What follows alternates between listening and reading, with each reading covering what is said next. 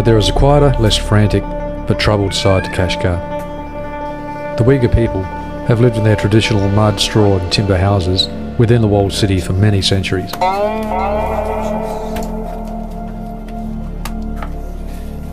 But this ancient way of life is fast disappearing for the Uyghur people. Great swathes of the old city have disappeared, bulldozed into dust by the Chinese government. Since the recent earthquake in Sichuan, the Chinese government declared that these houses were unsafe and not built to standard regulations, and has ordered them to be demolished.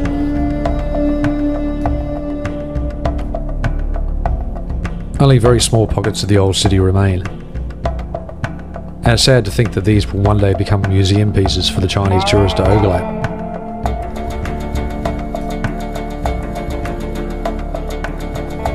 So the Chinese government set about a rebuilding program worth over 3 billion yuan that would transform the old city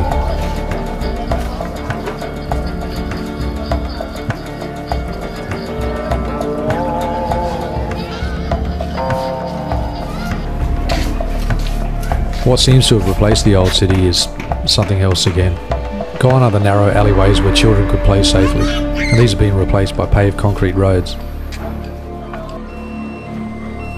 Apart from the ugly Chinese mega apartments, some of the buildings have been replaced in the Uyghur style.